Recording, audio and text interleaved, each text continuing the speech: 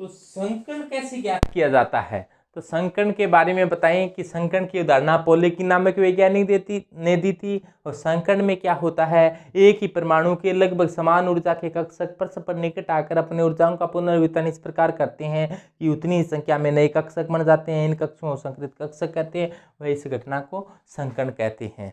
अब संकर्ण अलग अलग प्रकार के होते हैं, sp, sp2, sp3, sp3d, sp3d2, sp3d3, d3s। इन पर सभी पर विचार करेंगे।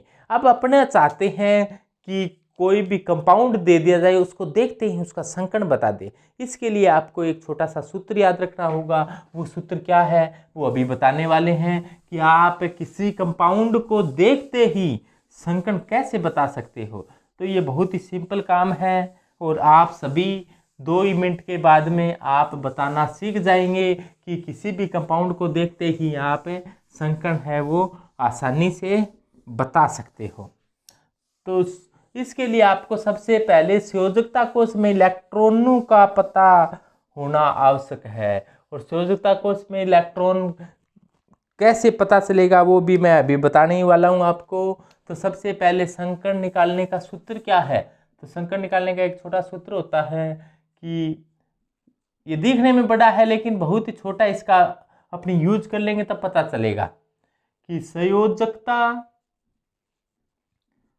संयोजकता कोश में इलेक्ट्रॉनों की संख्या। सबसे पहले क्या पता करनी है अपने को? संयोजकता कोश में इलेक्ट्रॉनों की संख्या। उसमें फिर क्या जोड़ने हैं?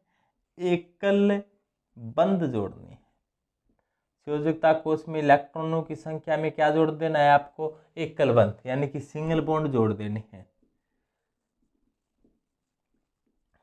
उसके बाद के अंदर माइनस क्या करना है आपको? केटायन करना है, यानी कि धनावेश, जितना भी धनावेश है उसको कम कर देना है और ऋणावेश है तो उसको जोड़ देना है। ऋणावेश को जोड़ना है यानी कि एनाइन को जोड़ना है और धनायन को कम करना है और इसमें 2 का भाग दे देना है। ये दिखने में बड़ा लग रहा है लेकिन ये बहुत ही छोटा सूत्र है।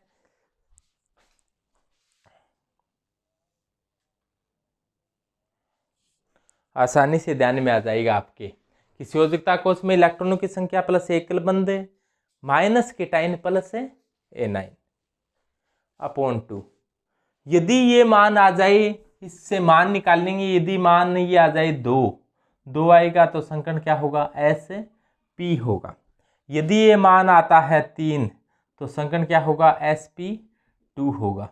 यदि ये मान आता है 4 तो संकर्ण क्या होगा? sp3 होगा।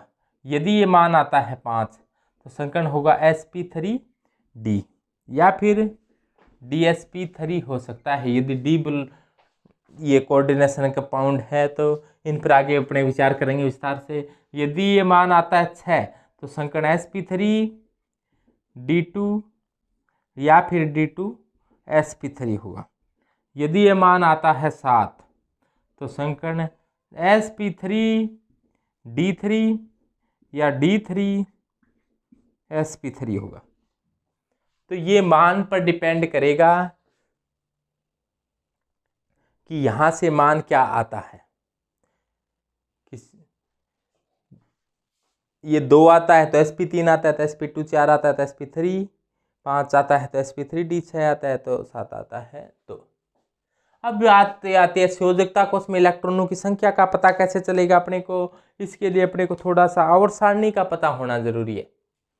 आवर्त सारणी जो पहला वर्ग है उसके बारी कक्षा में 1 इलेक्ट्रॉन होते हैं, यानी संयोजकता कोश में 1 इलेक्ट्रॉन होते हैं। और पहले को अपने कहा जाता है कि अलीना ने कहा रूबी सजी फिरे, यानी कि या फिर अलीना की रब से फरियाद। इसकी बारी कक्षा में 1 इलेक्ट्रॉन होते हैं। दूसरा होता है, दूसरे में आते हैं बेटा मांगे कन्या सुंदर बाप राजी। ये दूसरे के बारी कक्षा में 2 इलेक्ट्रॉन आते हैं। उसके बाद के अंदर आप डी ब्लॉक वालों को छोड़ दो, इसके बाद में सीधा ही चलो 13वें वर्ग में।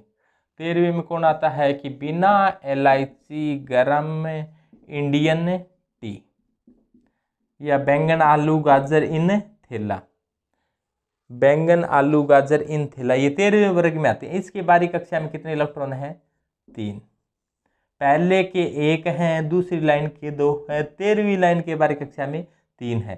14वीं लाइन जो 14वां वर्ग है कि काशी गए शंकर प्रभु, इसके बारी कक्षा में कितने इलेक्ट्रॉन हैं? 4 हैं। इसके बाद में नाना पाटेकर या नई पड़ोसन आने से सब बिगड़े, या नाना पाटेकर आज सबसे बिछड़े, नई पड़ोसन आने से सब बिगड़े, इनके बारी कक्षा में कितने हैं? 5। 15 के 5, एक का हटा देना है, 14 के 4, 13 के 3। इसी प्रकार से 16वें वर्ग के 6 इलेक्ट्रॉन होंगे बारी कक्षा में। और 16वें वर्ग में कौन से आते हैं? ओ स्टाइल से टिपो, या ओल्ड स्टाइल से टिपो। और 17वें वर्ग में कौन से आते हैं? 17वें के बारी कक्षा में 7 होते हैं। 17वें वर्ग में लोजन आते हैं कि फिर कल बाहर आई आत्मा, या आंटी फिर कल बाहर आई, इनके बारी कक्षा में 7 होते हैं। निष्क्रिय गैस है, उनके बारी कक्षा में 8 होते हैं। उत्कृष्ट गैस बोलते हैं आजकल इनको कि हिना, नीना और करीना का जीरोक्स कैसा है? रंगीन। हिना, नीना और करीना का जीरोक्स कैसा? रंगीन। तो इनके बारी कक्षा में क्या है? 8 इलेक्ट्रॉन। पहले वर्ग के बारी कक्षा में 1, दूसरे के 2, फिर डी ब्लॉक वालों को छोड़ दो 13वें के 3, 14वें के 4, 15वें के 5, 16वें के 6, 17वें के 7, 18वें के 8 बारी कक्षा में इलेक्ट्रॉनों का पता चल गया। बारी कक्षा को संयोजकता कोष कहते हैं। सबसे पहला काम था संयोजकता कोष में इलेक्ट्रॉन का पता चल गया अपने को। उसके बाद में एकलबंध। एकलबंध के लिए आपको ऐसे याद रखना, ध्यान रखना थोड़ा, कि हाइड्रोजन व हैलोजन एकलबंध बनाते हैं। हाइड्रोजन व हैलोजन, हाइड्रोजन व हेलोजन एकलबंध बनाते हैं, यानी कि hydrogen, fluorine, chlorine, bromine, iodine, ये तो क्या बनाते हैं? एकलबंध बनाते हैं। और ऑक्सीजन है वो कैसा बंध बनाता है? द्विबंध बनाता है। इसमें ये याद रखना है, ऑक्सीजन द्विबंध, हाइड्रोजन व हैलोजन एकलबंध बनाता है। इसमें अपने को ये ध्यान रखना पड़ेगा, हाइड्रोजन व हैलोजन एकलबंध बनाते हैं, ऑक्सीजन द्विबंध बनाता है। माइनस के टाइम जितना भी धनावेश है, धनावेश बनता है तो इलेक्ट्रॉन हटते हैं तो माइनस कर देना है, और ऋणावेश बनता है तो इलेक्ट्रॉन जुड़ते हैं तो यहाँ पर जितना भी ऋणावेश है उसको प्लस कर देना है। इतना करने से आपका संकरण है वो आसानी से आ जाएगा। इसके बाद में अपने एग्जाम्पल देखें तो अपने मैं थोड़ी सी नीचे वाली 2-3 लाइनों को डिलीट कर देता हूँ ताकि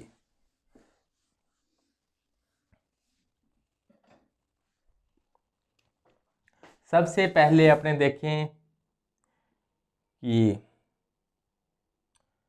मीथेन का ही देख लें। मीथेन का संकरण क्या होगा?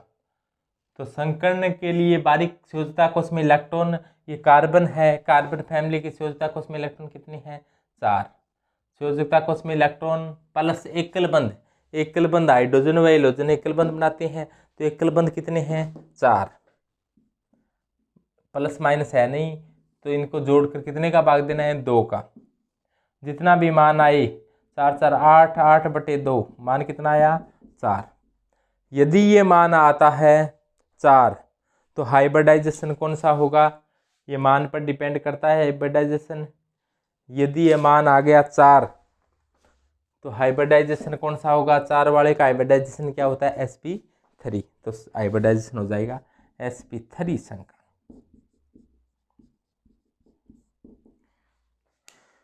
यदि ऐसा हो कि कोई अपने और एग्जांपल ले लें, जैसे आपको कोई कह दे PCl5 में बताओ, PCl5 में फास्फोरस का बताओ, तो फास्फोरस की संयोजकता कोष में इलेक्ट्रॉन कितना है?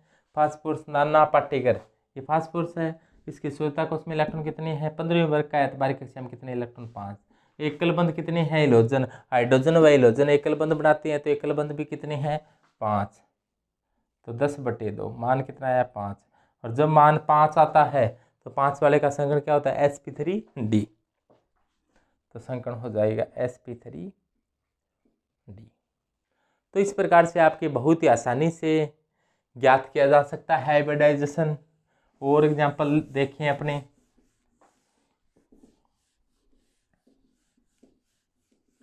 जैसे आपको कोई कह दे कि आपको बताना है SF6 में हाइब्रिडाइजेशन क्या होगा सल्फर का। तो सल्फर देखो पहले तो, ओल्ड सलमा सिलेगी तेरी पॉकेट या ओल्ड स्टाइल से टिपो। सल्फर के बारीक कक्षा में कितने हैं, 16वें वर्ग का है। 16वें वर्ग के बारीक कक्षा में 6 इलेक्ट्रॉन, तो एकल बंध कितने हैं, फिर 6 है हाइड्रोजन व हेलोजन एकल बंध बनाते हैं। तो मान कितना आ गया, 6। और जब मान 6 आता है तो हाइब्रिडाइजेशन क्या होता है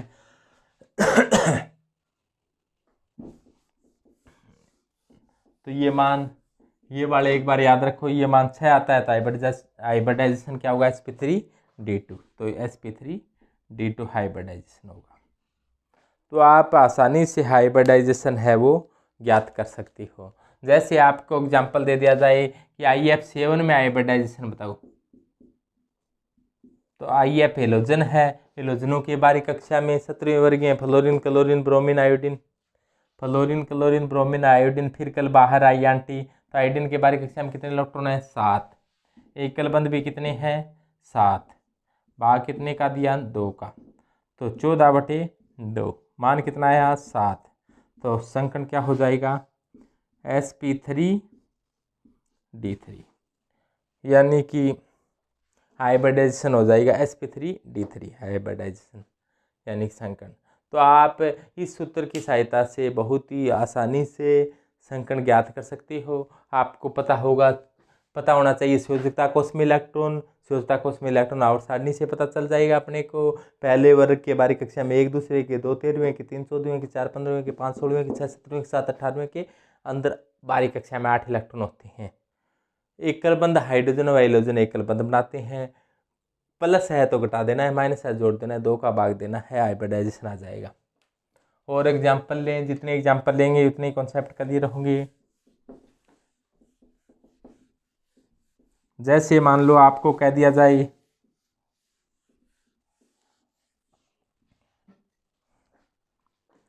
कि XeF2 में संकरण बताओ, XeF2 में जिनोन का संकरण बताना है।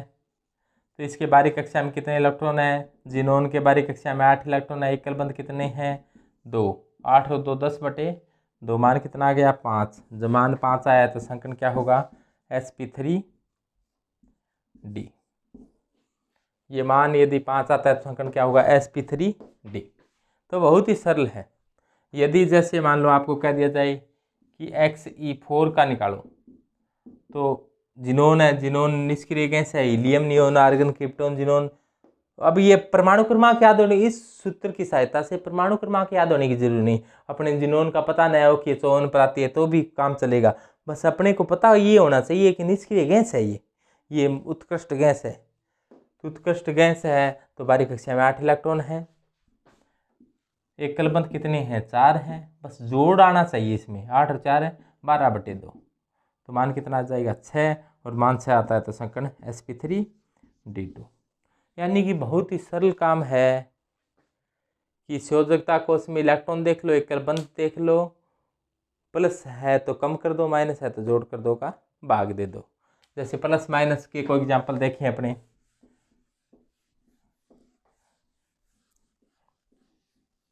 जैसे आपको कह दिया जाए कि CH3 प्लस है, इसका संकरण बताओ। CH3 प्लस है तो संयोजकता कोष में इलेक्ट्रॉन कितने हैं, 4 है। एकल बंध कितनी है, 3 है। प्लस है 1 है तो प्लस को कम करना होता है, /2। तो 6/2 3। संकरण क्या होगा, sp2। ध्यान ये देना है कि प्लस था वो एक कम करना है। प्लस बनता है तभी बनता है जब इलेक्ट्रॉन त्यागे जाते हैं, तो इलेक्ट्रॉन को घटाना है। माइनस होता तो जोड़ना है, यानी कि ऋणावेश को जोड़ना होता है, प्लस को कम करना, धनावेश को कम करना होता है। जैसे आपको ऐसा दे दिया जाए NH4+, नाइट्रोजन के बारीक कक्षा में कितने इलेक्ट्रॉन, 5। एकल बंध कितने, 4। लेकिन प्लस आया हुआ है, प्लस का मतलब त्याग दिया, कितने इलेक्ट्रॉन त्यागे, 1। 2 का भाग दे दो, 5 4 9 माइनस 1 8/2 कितना आ गया 4 आ गया। तो हाइब्रिडाइजेशन क्या हो जाएगा sp3 हाइब्रिडाइजेशन हो जाएगा। तो आप हाइब्रिडाइजेशन है वो आसानी से बता सकते हो कि संकर्ण कौन सा कोई भी चार्ज हो तो संकर्ण कैसे ज्ञात किया जाता है। इसी प्रकार से आपको कोई और एग्जांपल दें।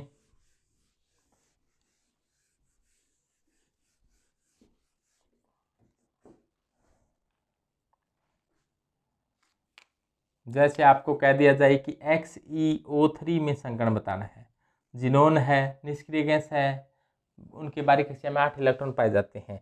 आप जानते हो कि ना, नीना और करीना का एक्सरे कैसा होता है रंगीन। ये उत्कृष्ट गैस बोलते हैं। उत्कृष्ट गैस या नोबल गैस ये कम क्रियाशील होती है। इनके बारीक कक्षा में 8 इलेक्ट्रॉन पाए जाते हैं हीलियम को छोड़कर। तो इनके बारीक कक्षा में 8 इलेक्ट्रॉन पाए जाते हैं। तो 8 एकलबंध हाइड्रोजन व हैलोजन एकलबंध बनाते हैं, ऑक्सीजन द्विबंध बनाता है। तो एकलबंध बनाने वाला कोई नहीं है, ये ध्यान देना। कई विद्यार्थी सीधा ही 3 देखते ही 3 जोड़ देते हैं, नहीं, यहाँ पर ऑक्सीजन द्विबंध बनाता है तो 0 जुड़ेगा, क्योंकि एकलबंध बनाने वाले है ही नहीं। 2 का भाग दिया, मान कितना आ गया 4 आया, तो sp3 संकर्ण हो गया।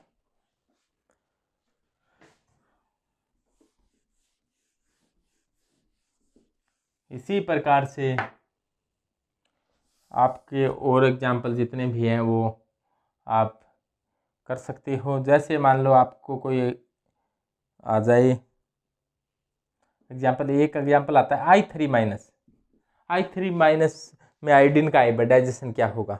तो I3- को आप ऐसे लिख लो कि 3I3 है, जिसका निकालना हो, इसका निकालना है, इसके साथ कितने आयोडीन जुड़े हुए हैं 2 आयोडीन जुड़े हुए हैं। तो I2 पर चार्ज क्या है माइनस, I2 जिस पर निकालना है उसकी तो बारीक कक्षा में इलेक्ट्रॉन देखना है, सोचता है उसमें इलेक्ट्रॉन। हेलोजनों के बारीक कक्षा में इलेक्ट्रॉन कितने आते हैं 7, एकलबंध कितने हैं, अब यहाँ पर 3 दिखाई दे रहे हैं, लेकिन एक तो खुद हो गई, इसके साथ जुड़ी हुई कितनी है 2, और एक इलेक्ट्रॉन क्या कर दिया इसने ग्रहण कर लिया है। जब इलेक्ट्रॉन ग्रहण करता है तो जुड़ता है, और 2 का भाग दे दो तो कितना आ गया 10/2। तो मान कितना है 5, और जब मान 5 आता है तो हाइब्रिडाइजेशन क्या होता है sp3d।